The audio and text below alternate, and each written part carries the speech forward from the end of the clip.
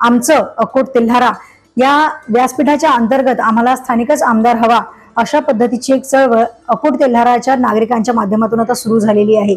सध्या माझ्यासोबत आहेत भरत पेठेजी, हे वेगवेगळ्या संस्थांमध्ये समितींमध्ये सदस्य आहेत आणि त्यासोबतच ते एक नागरिक म्हणून आज त्यांच्या मनात ज्या काही समस्या आहेत अकोटविषयी ते आपल्यासोबत आज शेअर करणार आहेत। सर, तुमचं खूप खूप स्वागत आहे। सर, असं म्हणतात की माणसाला जिवंतपणे बऱ्याच सगळ्या समस्यांना समोर जावं लागतं, पण अकोटमध्ये असं बघायला मिळतं की मरणानंतरही माणसाला समस्यांना समोर जावं लागतं। इथलं जी मोक्षधाम आहे त्या ठिकाणी अत्यंत दुरावह परिस्थिती आहे, तर याविषयी तुम्ही काय सांगाल? मोक्षधामची परिस्थिती फार खालावलेली आहे। त्याच्याकडून आमचे जे आमदार आहेत त्यांनी काही लक्ष दिलेलं नाही आहे।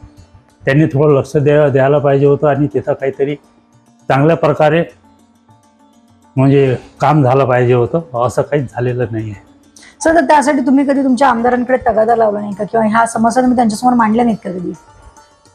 पुष्कळ वेळा त्यांना असं चर्चा केलेली आहे, पुष्कळ वेळा बैठक करून त्यांना सांगितलेलं आहे, पण त्याच्यावर काही त्यांनी लक्ष दिलेलं नाही आहे। बरोबर सर, या व्यतिरिक्त अकोट सारखा इतकं पोटेन्शियल असणारं शहर, ज्या ठिकाणी नरनाळा असेल, मेळघाट असेल, असं पर्यटन जे आहे ते डेव्हलप होऊ शकलं असतं आणि मला असं वाटतं की मोठ्या प्रमाणात रोजगार तयार झाला असता, तर तुमचं याच्यावरती काय मत आहे?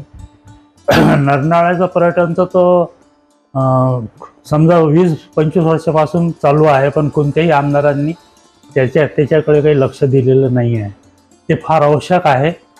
ते जर केलं असतं तर हे पर्यटन क्षेत्र फार मोठ्या ह्याच्यामध्ये हे झालं असतं। तुम्हाला इथल्या काय समस्या अशा वाटतात की ज्या महत्त्वाच्या आहेत? समस्या अशा आहेत की जसं उदाहरणार्थ अकोट हिवरखेड रोड, इतकी परिस्थिती त्या रोडची खराब झालेली आहे की 2 व्हीलर पण चालू शकत नाही।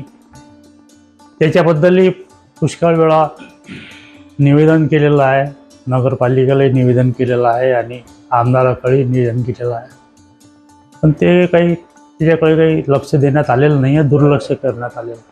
सर, आपण असं बघत असतो की ज्या वेळेला काही ना काही असं म्हणतात की मिळवण्यासाठी काही गमवावं लागतं, आणि मला असं वाटतं की जेव्हा शहराचा विकास करायचा होता किंवा रस्ते बांधायचे तर त्यावेळेला बऱ्याच प्रमाणात झाडांची तोड झालेली आहे, तर पण हे झाडं कापत असताना त्याचं पुनर्वसन किंवा त्याऐवजी नवीन झाडं लावणं ही सुद्धा एक जबाबदारी आहे, तर असं या ठिकाणी झालेलं आहे का अकोटमध्ये?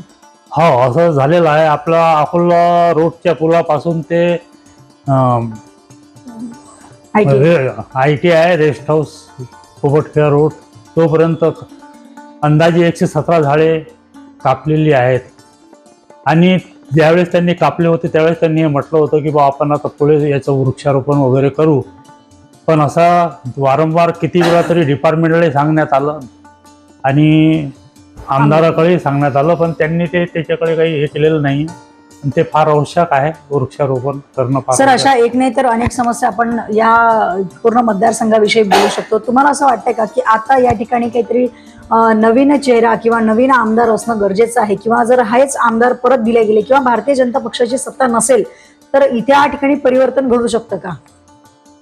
हा, आवश्यकता नवीन एखाद्या नवीन आमदाराला ही पद मिळालं पाहिजे।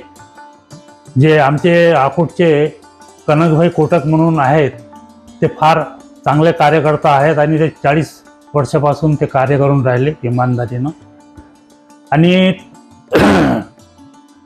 ते अकोट शहर भाजपचे 3 वेळा अध्यक्षही राहिलेले आहेत आणि त्यांची कार्य करण्याची पद्धत फार चांगली आहे। अशा कार्यकर्त्याला जर तिकीट मिळाली तर अकोट तालुक्याचा हे होऊ शकतो, विकास होऊ शकतो। बिलकुल। तर मग आता तुम्हाला असं वाटतंय का की म्हणजे नवीन उमेदवार दिला गेला तर परिवर्तन नक्की घडेल? नवीन उमेदवार दिला तर चांगल्या प्रकारे परिवर्तन घडेल आणि चांगली प्रॉपर अकोट तालुक्याचे चांगलं हे होईल, प्रोग्रेस होईल। सर, खूप खूप धन्यवाद, तुम्ही आज आमच्यासोबत चर्चा केली त्यासाठी। हे होते आदरणीय भरत पेठेजी, आणि यासोबतच अकोट तेल्हारा मतदारसंघ जो सध्या आता या चर्चांनी उधाण आलेला आहे आणि या माध्यमातूनच आता विधानसभा निवडणूक जवळ येते आहे। बघूयात जनता कोणाला हा कौल देतो आहे, तेव्हा बघत राहा आमचं हे अकोट तेल्हारा विशेष। धन्यवाद।